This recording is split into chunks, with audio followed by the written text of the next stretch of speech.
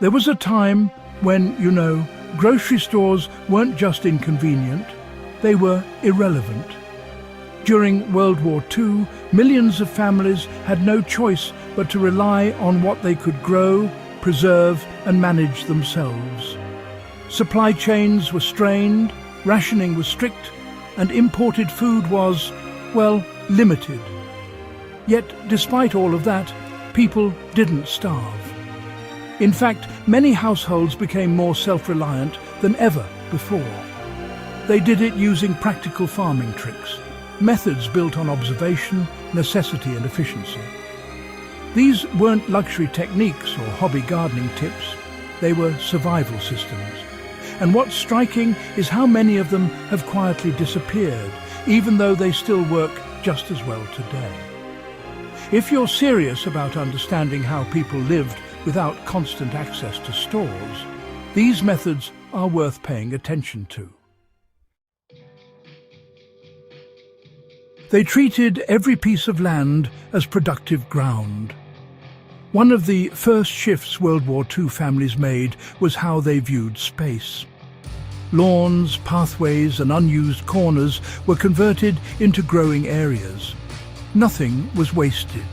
Even small patches near homes were planted with fast-growing crops like greens or herbs. This approach maximized output without requiring large farms. You can apply this immediately by identifying underused spaces around your home. A narrow strip along a fence or wall can support climbing beans or leafy greens. Productivity wasn't about size, it was about use. Crop diversity reduced risk and ensured consistent harvests. Relying on a single crop was too risky. Weather, pests or disease could wipe out an entire harvest. World War II families planted a wide variety of crops to spread that risk. Root vegetables, leafy greens, legumes and fruit-bearing plants were all grown together. If one failed, others carried the load. This created a steady, balanced food supply. You can replicate this by avoiding monoculture. Mix crops within your garden.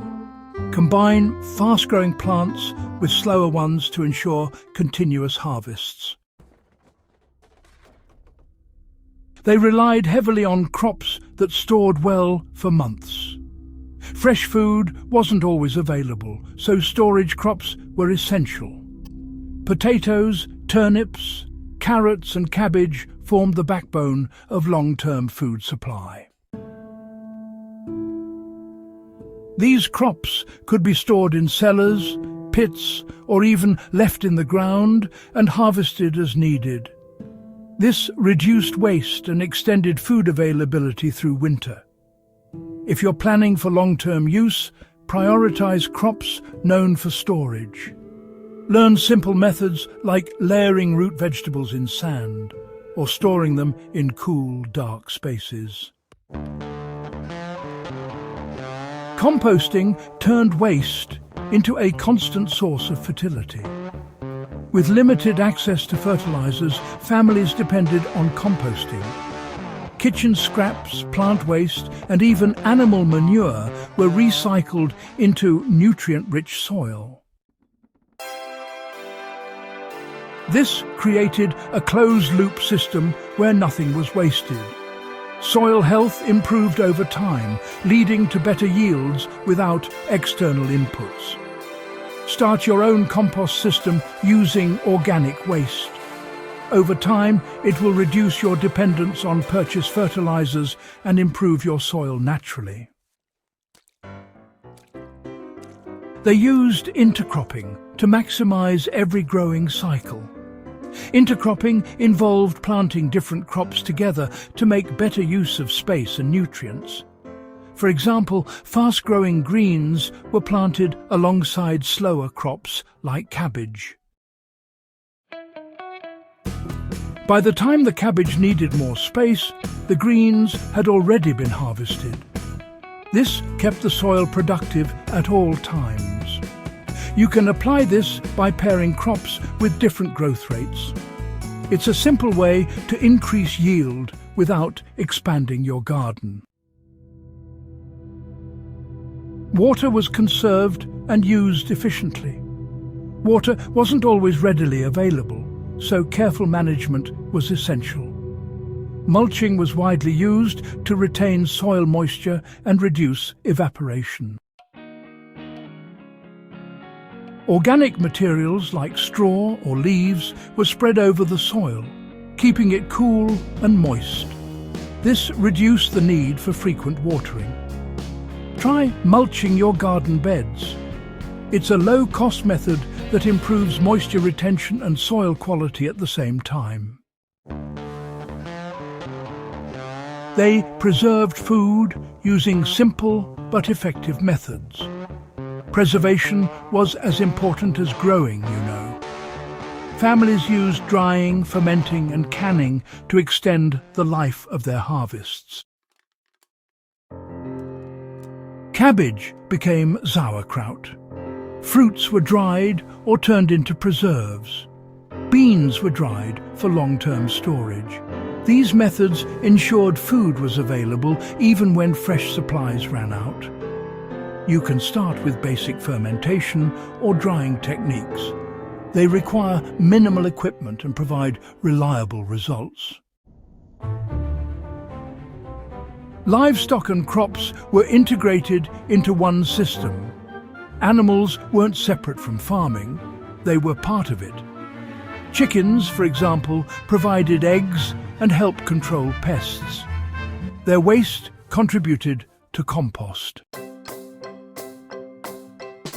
This integration created efficiency and reduced the need for external resources. Each part of the system supported the others. If possible, consider small-scale integration like keeping chickens or using natural pest control methods.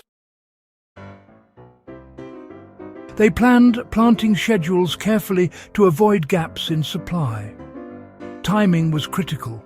Crops were planted in succession to ensure continuous harvests. As one crop was harvested, another was already growing. This prevented periods of scarcity and kept food available year-round. Plan your planting schedule with overlap in mind. Stagger your crops so that something is always ready to harvest.